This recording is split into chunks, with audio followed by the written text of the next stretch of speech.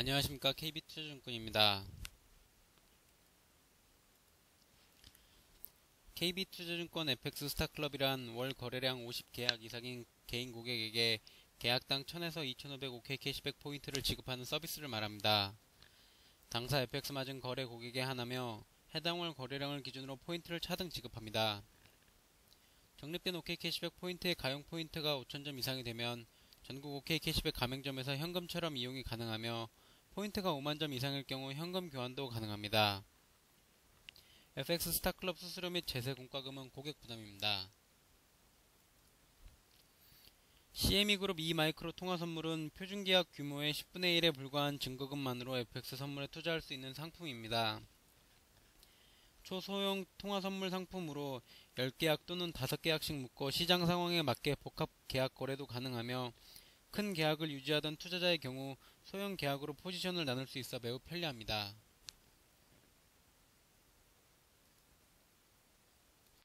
안녕하십니까. KB투자증권 4월 20일 FX 마진 마켓 브리핑을 시작하겠습니다.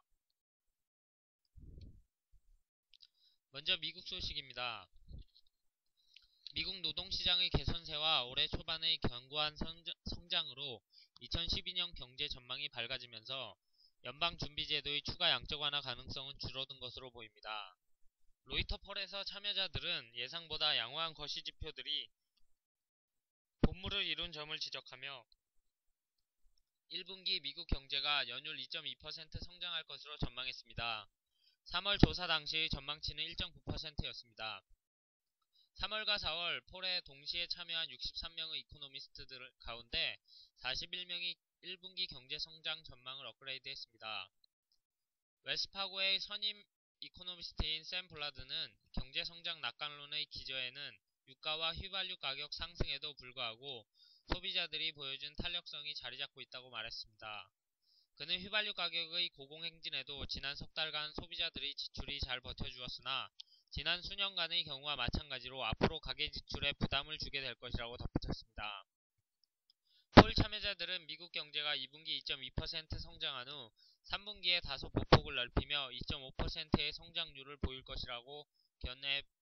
것이라는 견해를 보였습니다. 올해 평균 성장률은 2.3%로 전망됐습니다. 이는 2011년 8월 이후 나온 올해 성장 전망치들 가운데 가장 높은 것입니다. 전문가들은 2013년 평균 성장률로 2.4%를 제시했습니다. 연준이 3차 양적 완화를 시행할 것이라는 예상은 이전 조사에 비해 떨어졌습니다. 44명의 임박자들은 연준이 추가 채권 매입에 나설 가능성은 30%로 보았습니다. 이는 3월 조사에 나온 예상치인 33%보다 낮은 수준입니다. 다음은 다음주 연방공개시장위원회에서 3초 양적 완화가 나오지 않겠지만 버냉키 풋은 유효할 전망이라고 밝혔습니다.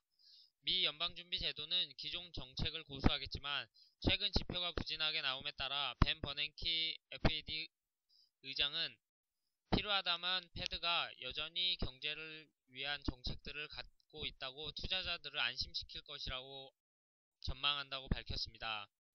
버냉키 의장의 발언이 시장을 지지하는 버냉키 풋이 유효할 것이란 전망입니다.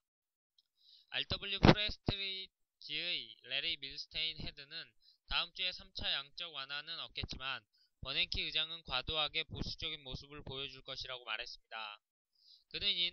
그는 버냉키 의장이 계속해서 경제가 완만한 속도로 성장하고 있지만 필요하다면 추가적인 부양책을 내놓을 수 있고 그럴 의지가 있음을 반복할 것이라는 뜻이라고 설명했습니다. 다음은 유럽 소식입니다. 유로존 부채 위기가 가라앉지 않는 가운데 이탈리아와 스페인 국채 금리가 계속 상승 중에 있습니다. 금일 장 초반 이탈리아 10년 만기 국채 금리는 전날보다 10베이스포인트 오른 5.68%를, 스페인 10년 만기 국채 금리는 10베이스포인트 올라 심리적 마진 노선인 6%에 바짝 다가선 5.97%를 나타났습니다.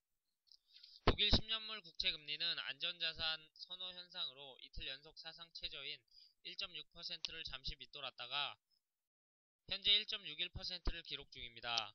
프랑스 10년물 국채 금리는 주말 예정된 프랑스 대통령 선거를 앞두고 4베이스포인트 오른 3.11%를 기록했습니다. 전날 스페인의 국채 입찰이 성공적으로 마무리됐음에도 입찰 금리가 기존보다 높아지면서 유로존 우려가 재부각되며 국채 금리가 계속 오르는 모습입니다. RBS의 금리 전략가들은 전체적으로 스페인 입찰 결과는 시장이 기대한 수준과 같았지만 스페인 은행들이 늘어나는 악성 대출로 건전하지 않다는 우려와 ECB의 장기 대출 프로그램 효과가 소진됐다는 우려가 광범위하게 남아있다고 지적했습니다. 다음은 스페인은 자국의 은행들을 지원하기 위해 유로존의 구제금융을 끌어올 필요가 없다고 루이스 데 건도스 경제장관이 발언한 것으로 알려졌습니다.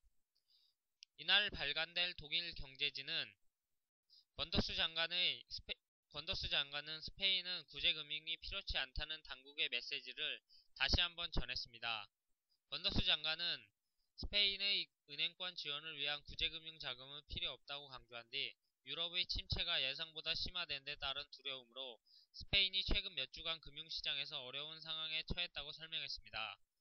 건더스 장관은 스페인 정부가 부채를 통제할 능력이 부족하다는 우려에 비롯한 스페인에 대한 압력이 고조되는 가운데 스페인의 재정 문제를 논의하기 위해 이번 주 초 마리오 드라기 ECB 총재 및 ECB 집행위원회와 회동을 가졌다고 전했습니다.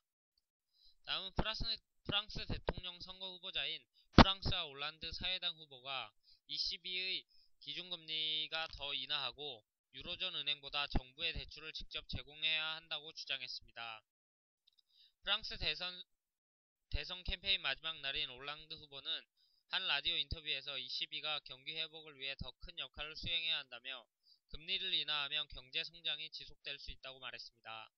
올랑드는 두 번째로 은행들의 돈을 빌려주기보다 유로존 회원국에 직접 대출을 제공하는 방법이 있다고 소개했습니다. ECB는 작년 12월과 올해 2월 두 차례에 걸쳐 유로존 은행들의 1조 유로 이상의 자금을 저리로 대출해줬으나 유로존 신용 경색을 완화했다는 평가에도 근본적인 문제는 해결하지 못한다는 비판이 끊이지 않고 있습니다. 올랑드 후보는 여론조사에서 니콜라 사르코지 현 프랑스 대통령을 약간 앞서는 상황입니다. 다음은 경제지표 일정입니다. 금일은 21시 30분 캐나다의 소비자 물가지수 발표가 예정되어 있습니다. 소비자 물가지수는 식품, 에너지, 주류, 담배를 제외한 상품 및 서비스를 구매한 소비자 물가 변동을 뜻합니다.